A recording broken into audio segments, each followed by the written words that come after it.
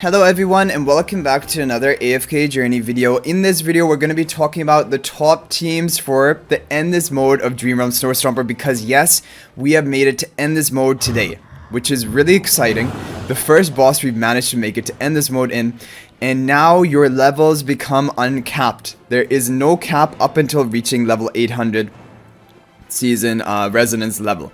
So in this, we're going to be showing the best team, which is surprisingly, because the other thing which happened today, because it's Monday, we unlocked from the season milestone rewards the Arcane Echo artifact, or Arcane spell it's actually called. And this is a really powerful artifact. Looking at the stats, it gives attack and defense penetration, both for the offensive stats. Whenever allies' magic damage deals reaches 50% of the initial team attack, fires 3 magic projectiles, with each targeting the frontmost enemy and dealing magical damage equal to 40% of the team attack, which is not bad, but more importantly, reducing the target's magical defense by 40% for 5 seconds. This is going to increase your damage from magical sources such as Lily May, OD, any other magical damage you have. Reduces for 5 seconds. And as you upgrade it, the big upgrade is at the plus 20 of the artifact, and you're going to increase the magic defense reduction up to 50%. So definitely, if you have a lot of magic damage in your team and you can keep proccing this artifact, you can get almost permanent uptime of the magic defense shred, and also dealing bonus damage from this. So it seems like the Arcane spell is the best option for the STOMPER Dream Realm boss, at least. And there's definitely been a lot of testing done. So I'm going to show you the different teams, and surprisingly, the top performing team for me today, yes, you're seeing it correct, there's Bryon in the formation. Bryon, why is he good? Number one, he deals some magic damage, so that helps you stack your Arcane Echo, basically, damage procs. Number two, his charm bonus is really good. Increase the target damage taken by 20% for 8 seconds after dealing damage to that target 2 times. This is basically almost a Rainier level form of debuff onto the boss. And then you have your 2 magical main damage sources, OD and Lily May.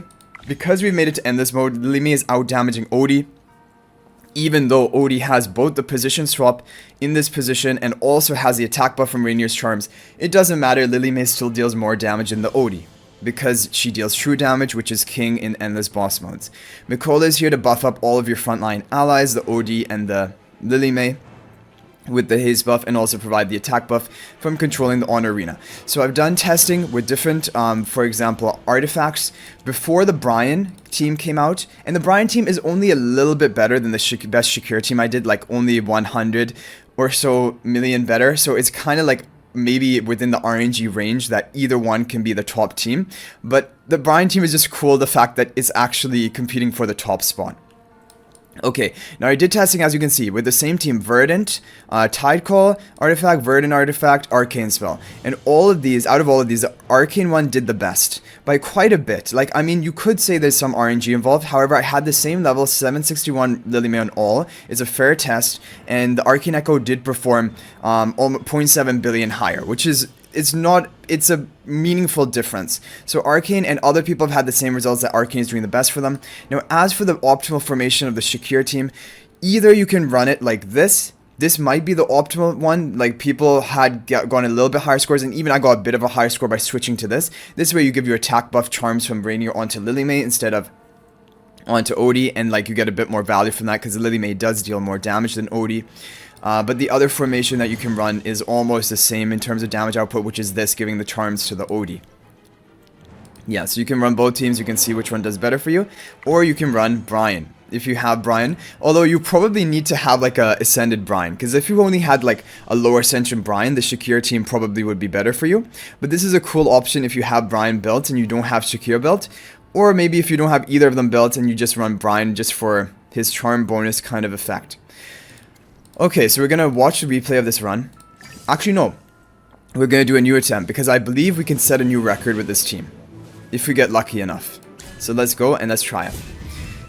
And then we'll talk about some different alternatives if you don't have these heroes built, for example, a more free-to-play version. So we've already made it to end this, only a bit after a month of being in this season. And this is why when I give advice, especially about the Celestial Hypogean heroes, I always try to keep in mind how will be the performance of them in the Dream Realm when they make it to Endless. And Freyasto last season was one of the top performers in the Endless Dream Realm boss. Now this season, I do not think he's good. He's not going to be as dominant last season. No, there's no way about that because his charms are weaker. He doesn't have any offensive charm options. He just has pure tanky charm options at the mythic level. But and also his charm bonus right now is only giving him bonus tankiness, which doesn't really help. Okay, slightly new record, but also when we were watching this run, it looks like Mikola almost died over and over again. So it seems a little bit risky. Yeah, but people have gone up to 48 billion damage with this team. Like if their Bryon is at, I guess, the next threshold, so like the 761 level, and also if they have higher exclusive equipment upgrades, higher ascension, paragons, whatever. But definitely this is a really good score we were able to get, and not too far behind Splash, who is of course our strongest in our district. So definitely not bad. Okay, so replacements. Now if you don't, probably people will not have Mikola, and let's get rid of Bryon. Because honestly, Bryon worked in this team, but I think for most teams Shakira is just going to be the better choice.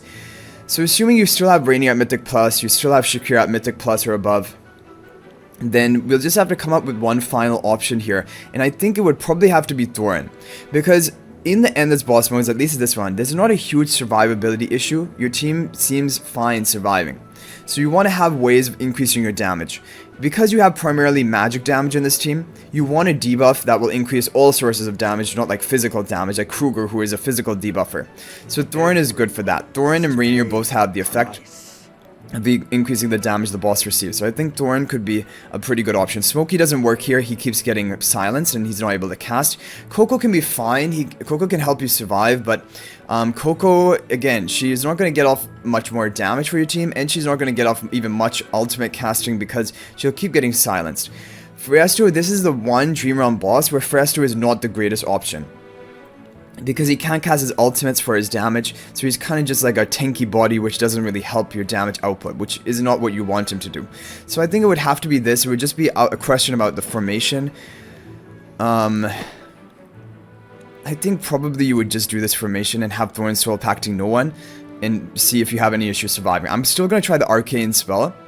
I mean, maybe it would be better to try, no, I think Arcane probably is still the best option. You just want to make sure what you want. Yeah, you want Lily May and Odie to be buffed up by the Shakira aura. If that is happening, and actually in this position everyone is buffed up by it, you're going to be in good shape. And if we're just going to have to watch the fight and see how well it goes. So Shakira's taken down a little bit low, and oh, we don't have any healing because we don't have the Mikola. Okay, that's something I kind of forgot about. So we're going to have to retry this team, and potentially we'll have to probably run some form of healing, or we'll have to run Coco for the damage reduction maybe.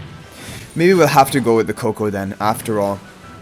Because Coco has damage reduction, she also has a life drain buff that she will apply to your team after casting her ultimate, so that can help sustain your team up as well. So I want to see whether Coco here, for example, can work and do something like this. If we're still having difficulty surviving, I really don't think Smokey is a viable strategy, because he gets interrupted too much, but maybe we would have to try him. Let's see. It's all about how much can Coco cast her ultimate. Okay, so far so good. Yeah, the Coco should be enough. That damage reduction is big. We have the life drain buff. We're gonna sustain ourselves back up. This boss's attack is really strong when he does that melee, like, attack right there. And almost killed the Shakir, but Shakir just walked right out of range. Get the perfect time of Coco ultimate. But this is too close. Yeah, this is not looking good. We're gonna have to think about something else. But yeah, and also if you don't have a Supreme Plus Mikola, you're also gonna be losing out on a lot for this boss, because when she's Supreme Plus, after her initial cast of her ultimate, she doesn't have to recast it. It's gonna be permanent as long as she's alive, because you're controlling the honor arena. Okay, so Coco didn't quite work there. Oh, maybe there's another, maybe we just, I don't know. Because in terms of healing, like if we take a look at the support hero options we have, I don't think anyone really fits. Smokey can't possibly work, right? I'm gonna try it just to see what happens, but I can't imagine that this is gonna work. Let's see. Is it possible that Smokey can sustain the team up? Despite getting silenced repeatedly.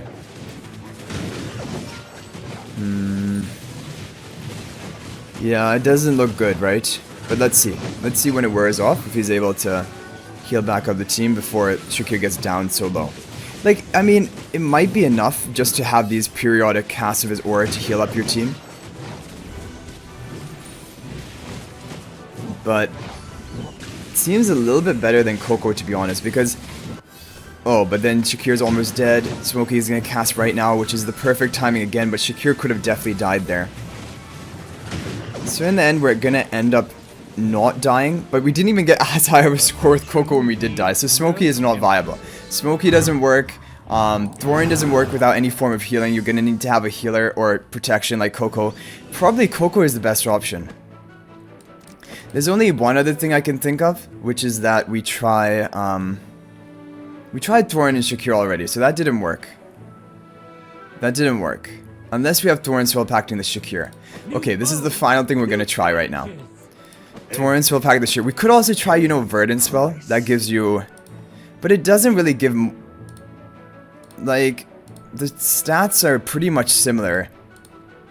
I mean, maybe you could try Tie Call spell, but I'm just going to try this one and see whether this can work. Okay, and then we're going to move on to fully free-to-play versions if you don't even have Rainier at Mythic Plus. So definitely Odie, Lilymay you want to be running here. Marilee can also work as a true damage dealer, but she's not as good as these other two. Lilymay and Odie are better, and definitely they also synergize better with the Arcane spell artifact. One thing I'm kind of noticing though is the Arcane artifact is charging pretty slowly.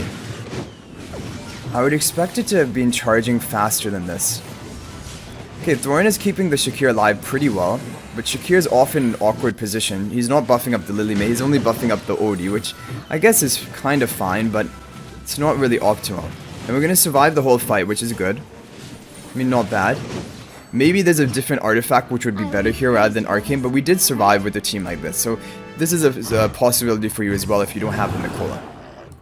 Okay, so let's say you don't have Rainier at Mythic Plus, but let's say you have like these other heroes here. Then I think probably I would run Coco as a final hero. We get the factional bonus by doing this. We can Thorn Soul Pack the Shakir. You can try the other artifacts. I don't really know. Honestly, Tide Call doesn't seem so great here because you're not casting that many ultimates because you're silenced. Verdant would not be bad. Maybe that would be a good choice. But I'm going to again try the Arcane because we do still have a lot of magic damage here.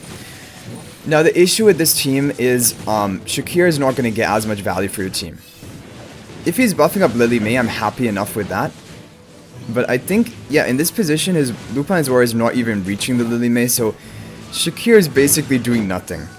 He's just buffing up the Thorn. But he does help clear the Yeti Cell Snowball Entrapment pretty quickly. Look at that bug. We have the Snowman on Lilymay, but she's still attacking because, like, it was cleared, but... Wow. Now, is he going to cast Yeti Cell again? Because there's actually a Snowman on the field. Yeah, he still casts it. Okay. 15 seconds left. Let's see what we can get. And we'll take a look at the damage chart of this as well. Not good. Like, I mean, the Rainier was really needed, right? To increase your damage. It was all the Lilymay here. It was all the Lilymay, and Shakir didn't really do anything. Yeah, I think if you're not going to have Rainier to position swap Odie into the front, there's no point of running Shakir. You'd be better off running even probably Kruger. Because or is there any other hero here which could work? We need a Mauler hero to complete the factional bonus for the stats. Also would not work. I mean, Reese... I just want to try Reese because his charms have the same effect as Bryon's charms. I want to see what happens here. Because obviously my Reese is built. Most people would not have Reese built. But I think even if he's not built, just for his charm bonus that he provides, increasing your damage from other sources, I think that would be enough to run him. So we're going to see. Maybe you could try running Reese even at one copy and see if it can work here. Otherwise, Kruger is a safe option. I'm expecting probably Kruger to be the best. Kruger deals a lot of damage on his own, even though we have magical damage in the team and we don't want the physical defense debuffs. Kruger on his own will deal damage, so we'll be using him for that. And also he would tank the front for you. Yeah, this is not really a fair test though, because if you tried Reese and you didn't have him built, you would not be clearing these Yeti Seals as quickly. Almost 34 billion damage, no, not really too good. We can beat that. I'm sure we're going to beat that with Kruger. So Reese is out of the question, even with his charm bonus. Let's go ahead and lock in the final hero from the Grimshaw clan, right? That was his name? Grimmaw clan or Grimshaw clan? I've already forgotten. Okay, here we go. Deal your damage, Kruger. Make us proud. We have him off to the side because I think his Mythic Plus gives him a shielding effect at the beginning of the match when you have him off to the side, but honestly that shield doesn't really matter because Kruger is not dying. Like, as you can tell, Kruger has no issue surviving. Coco is a good option. Coco is a really good option for a lot of people. I think she will be the best for a lot. And like, she kind of takes the place of Mikola in a lot of teams. Gives you the damage reduction, gives you some form of healing and sustain with the life drain buff. She's not going to increase your damage as much as having the Mikola, of course. But okay, 32.7 billion damage. So the Reese team actually did more than this. But overall, we did pretty high damage output here. You can try this team around with different artifacts. I think this would be my free-to-play recommended team. And if you don't have Lily May, you just replace Lily May for Marilee. And then actually Kruger would be better. Because if you're going to go for Marilee, who's a physical damage dealer in this comp, what a tough fight. Then definitely... Should we give Odie that? Odie that? Probably Marilee. And now we're not going to go for Arcane. We'll probably now go for... Who knows? Tidecall. Let's just watch how many activations we can get for Tidecall. Let's count it. Because Tidecall is only good if you can get a lot of activations. So 1 activation. 14 seconds in. Next activation won't be for a while because we're all silenced. But I guess the thing is that we're silenced, but we're still charging up our energy. So as soon as we are unsilenced, we're going to be able to immediately activate the Tidecall. So maybe, yeah, Tidecall probably, unless you're going for the optimal endgame team, which I showed at the beginning of this video, then Arcane is the best. But other than that, maybe Tidecall would be better for you. Because even in that team, Tidecall did pretty close to the Arcane damage.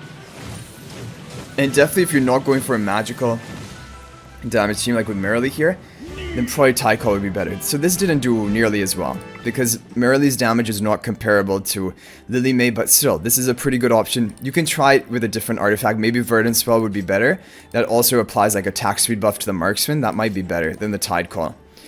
But anyway, guys, this should give you a lot of different teams you can try for Endless mode.